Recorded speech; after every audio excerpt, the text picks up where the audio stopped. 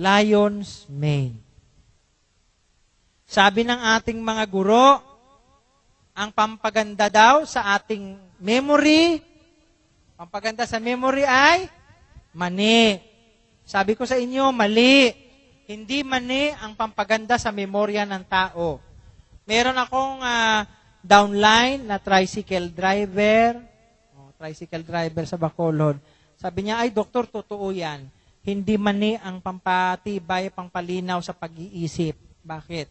Mula elementary hanggang nag-high school ako, kumain ako ng kumain araw-araw ng mani, nagtatae ako sa mani.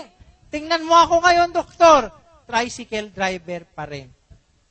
Sabi niyang ganun. Sabi ko, oo nga eh. Kasi wala sa mani ang kailangan ng utak.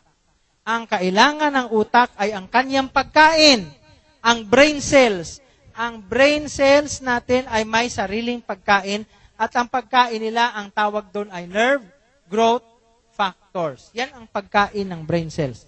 Nerve growth factors. At ito ang nagbibigay ng kalusugan sa ating utak. At gumaganda ang ating memorya. So, anong nagpapaganda sa memorya?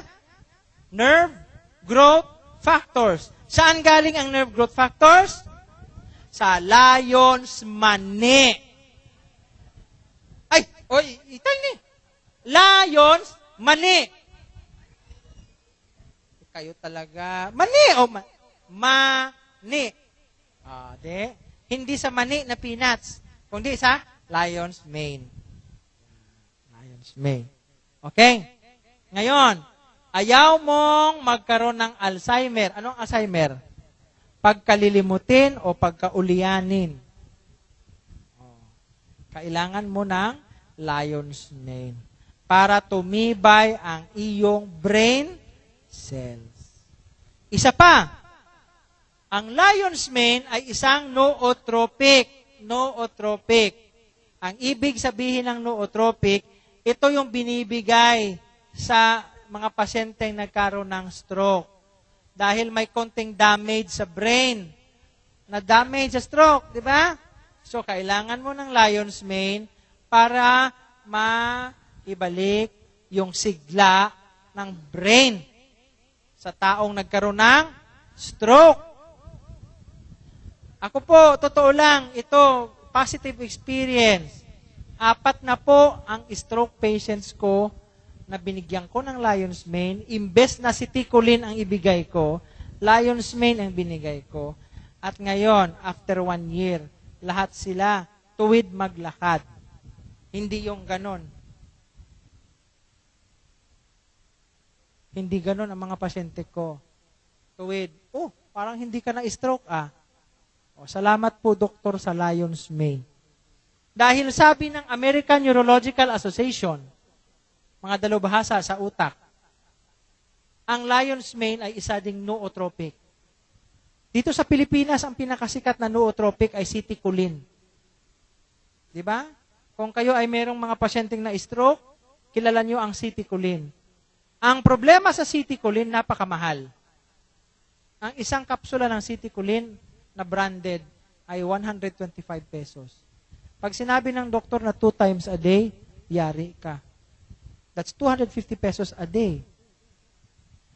Pero ang iyong lion's mane, na ang bisa ay katulad din ng citicoline as a nootropic, ang isang tableta ng lion's mane mo ay 9 pesos. Kahit gawin mo pang 6 na tabletas yan, ilan lang na? 6 times 9. 9 times 6? 54.